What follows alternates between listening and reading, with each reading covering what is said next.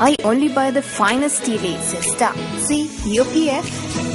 BOPF is indicated on the pack. Sister, the art of tea.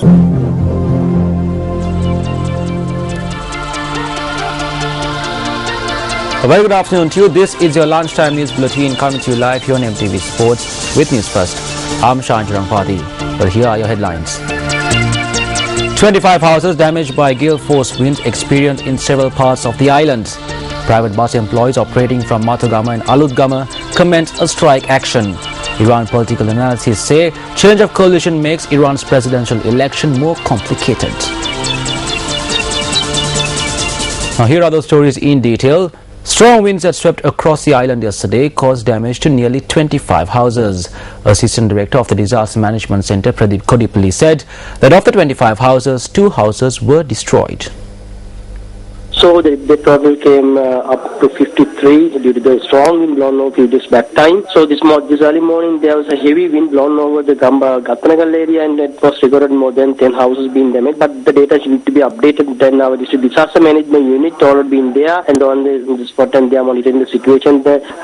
So there are no any other disasters being recorded since yesterday to up to now. But the meteorology department already issued a warning on for the fishermen and the naval communities to refrain from fishing and coastal activities from Mannar to Portugal area. So this has been already disseminated to the vulnerable communities, and they already mentioned that the sea areas would be rough from Trincomalee to Jaffna area.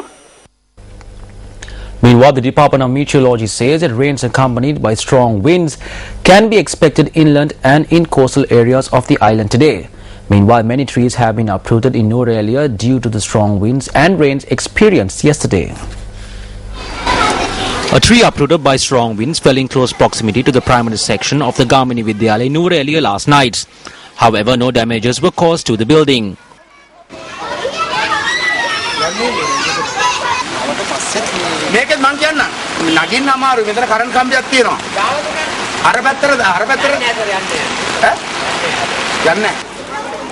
Our correspondent said that the school administration had taken measures to cut down trees located in the school premises that could be of potential harm to property. Furthermore, a tree which collapsed on the Shantipura road in Norelia disrupted vehicular traffic. Our correspondent said that the power supply to the area was also disrupted.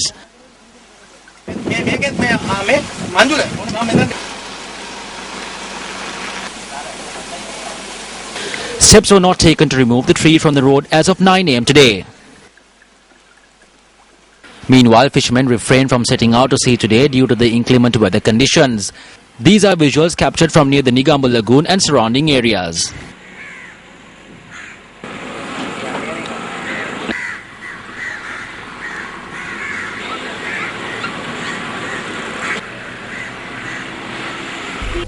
We're also making headlines this afternoon. Private bus employees operating from Matugama and Alutgama have commenced a strike. Chairman of the Lanka Private Bus Owners Association, Gamano Vijayratna, said the strike action is being carried out in protest against the issuing of 4 new route permits in an ad hoc manner. He added that although discussions were held with the relevant authorities regarding the matter, no action has been taken as yet.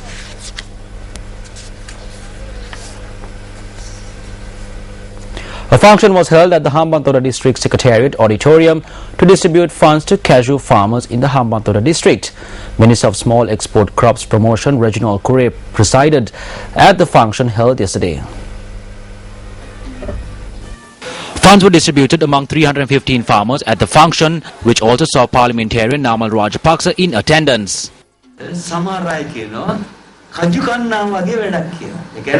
Certain people compare an easy task to eating cashew because once you start eating cashew, it is difficult to stop. People enjoy eating cashew. However, to all those who think less of cashew, I would like to say that Sri Lanka's identity to the world is displayed through cashew.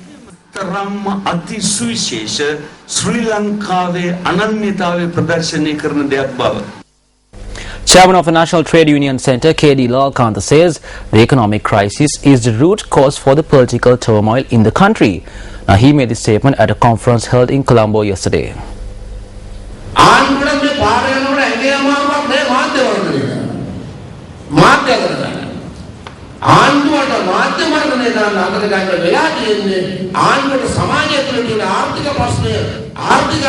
There is a need for the government to suppress the media and take control of the media because a failure to resolve the economic crisis in society will be highlighted. That is the reason why the government wants to control the media.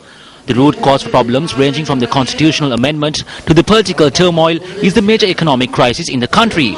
The economy is the root of all this.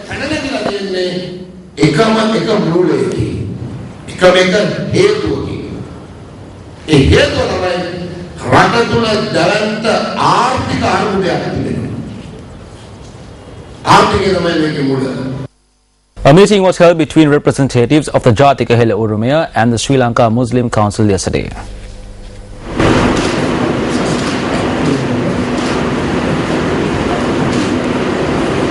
The aim of the meeting was to apprise representatives of the Sri Lanka Muslim Congress on the bill to abolish the 13th Amendment to the Constitution.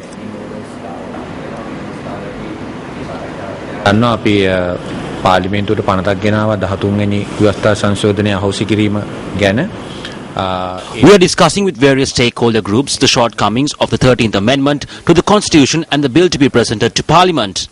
Through this, we are confident of building a productive dialogue with different parties because there was no opportunity for this when the provincial council system was first established. බලගතු සංවාදයක් ඇති වෙයි කියලා.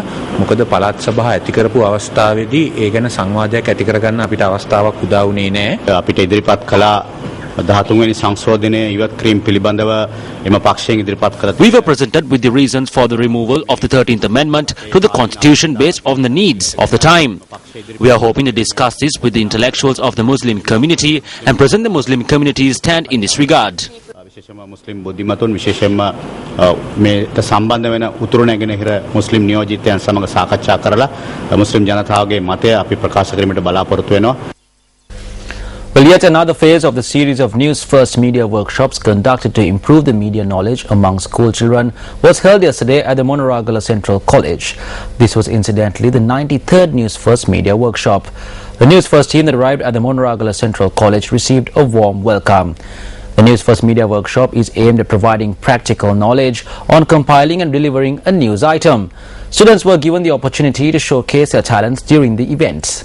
Chief Minister of the Uva Province Shashendra Rajapaksa also participated in the event.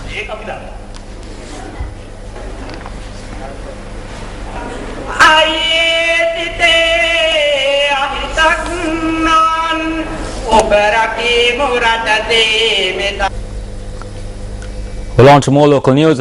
A herd of wild elephants had gone on a rampage in a village in the Hambantota district last night. According to our correspondent, one person was injured in the incident.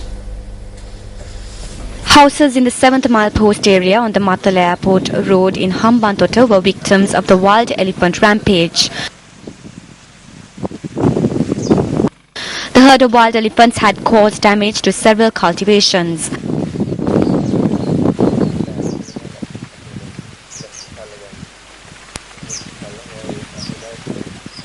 Area residents say that ever since the forests were cleared, the threat of wild elephants has intensified.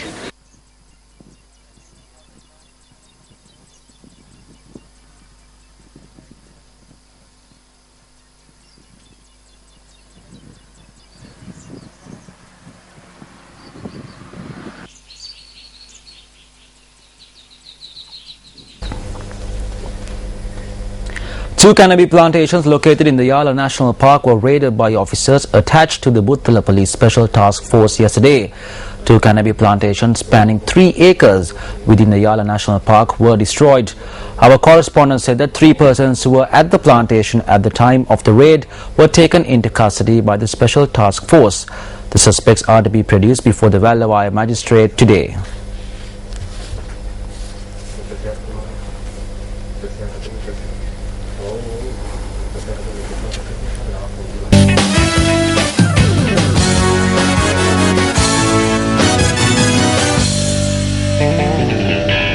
Well, Sri Lanka will take on England in a decisive Group A encounter at the Oval today to keep their hopes alive in the ICC Champions Trophy.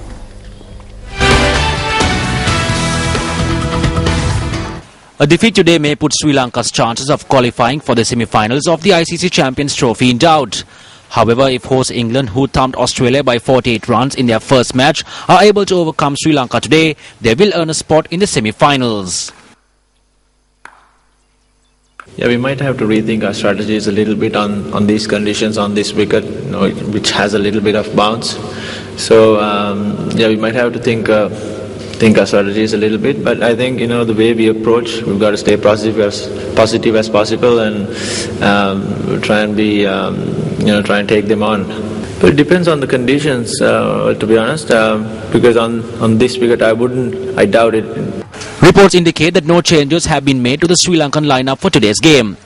However, Lankan skipper Angela Matthews said that there is a possibility of two spinners being included into the side, which may bring in Sachitra Senanayake and Rangana Herath. Matthews says that his batsmen need to take responsibility if they are to pose a challenge against the Englishman. Sri Lanka's batting coach Marwan Atapattu says that top-order batsman Mahela Jayawardene, Dinesh Chandimal and middle-order batsman Angela Matthews could trouble the English bowlers today. England will see spinner Graham Swan back in the side after the back spasm that left him out against Australia. England captain Alistair Cook, speaking to reporters yesterday, said that they will pay close attention to paceman Lasith Malinga, who bagged 4 wickets in a nail-biting encounter against New Zealand.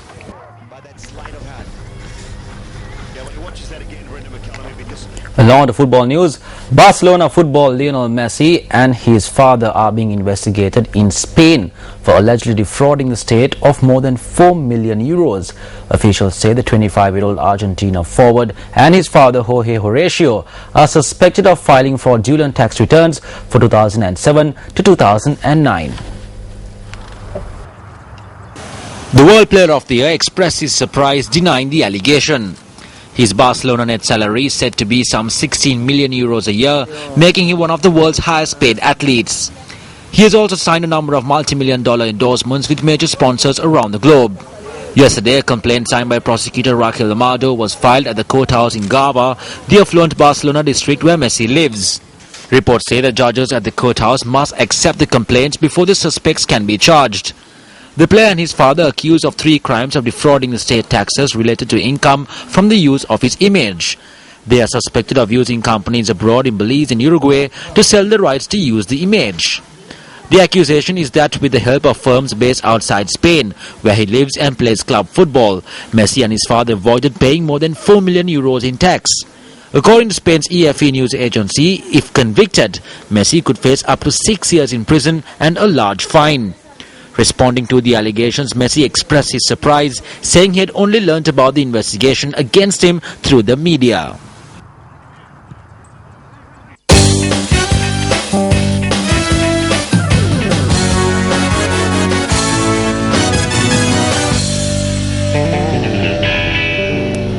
And that wraps up Lunchtime News. As always, it was a pleasure having you with us. For News First, I'm Shanjurang Padi. Goodbye and take care.